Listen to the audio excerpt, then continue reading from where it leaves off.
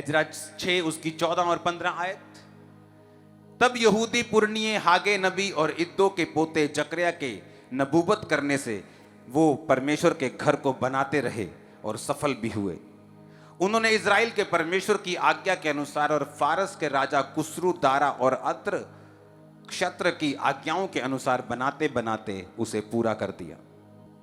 यीशु मसीह के जन्म के बाद जब यीशु मसीह ने अपनी हीलिंग मिनिस्ट्री को स्टार्ट किया, जब यीशु मसीह की हीलिंग मिनिस्ट्री, जब परमेश्वर ने सेवकाई को शुरू किया, तो ये आप भूल जाओ कि उस जगह के सारे अंधे हील हुए।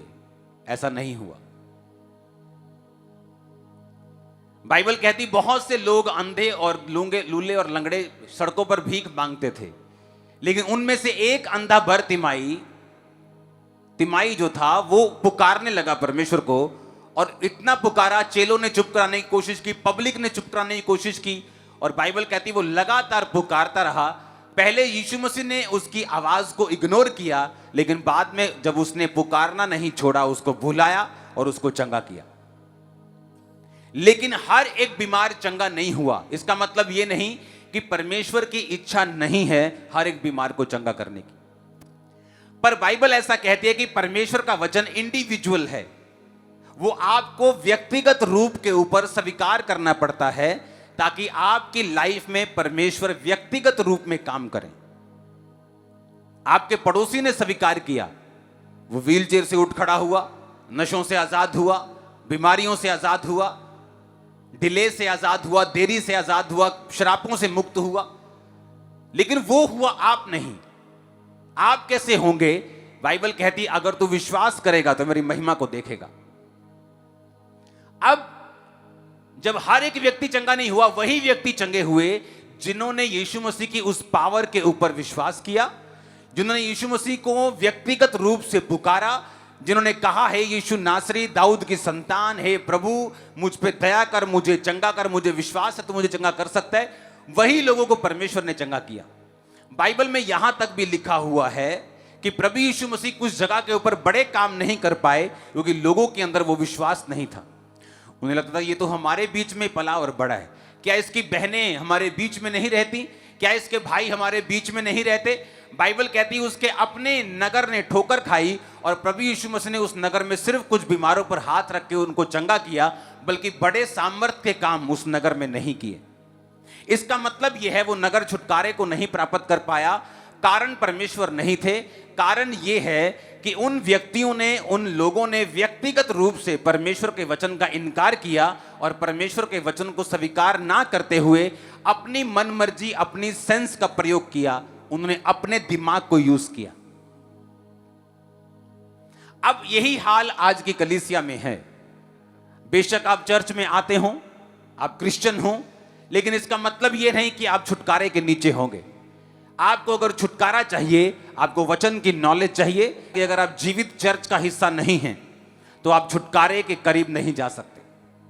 अगर कोई छुटकारे के करीब जाएगा भी, उसे बहुत अधिक एक्स्ट्रा मेहनत लगती है और टाइम लगता है उस लेवल तक पहुंचने के लिए जहां वो जीवित चर्च के अंडर आकर थोड़े ही महीनों और सालों में अचीव कर सकता है। अब यहां पर एजरा में क्या लिखा है? लिखा जब परमेश्वर का घर बन रहा था तो लोग रुकावट डालने लगे, वकीलों को पैसा दे देकर, अलग अलग तरह की बातें बनाकर रुकावट डालने लगे।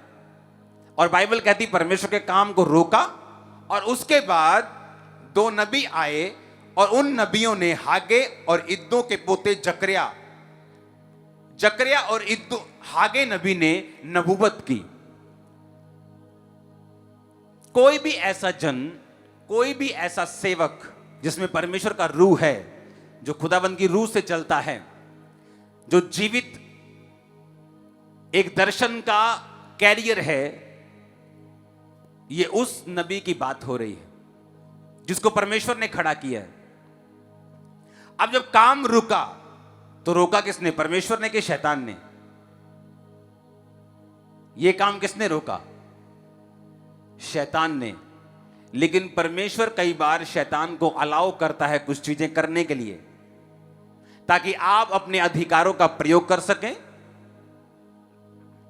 ताकि आप प्रेयर कर सकें, आप परमेश्वर के वचन को पूरा होते हुए देख सके, जिस तरह परमेश्वर ने कहा था यहोशू को कि वो नगर मैं तेरे हाथ में देता हूं, अब जा और लड़।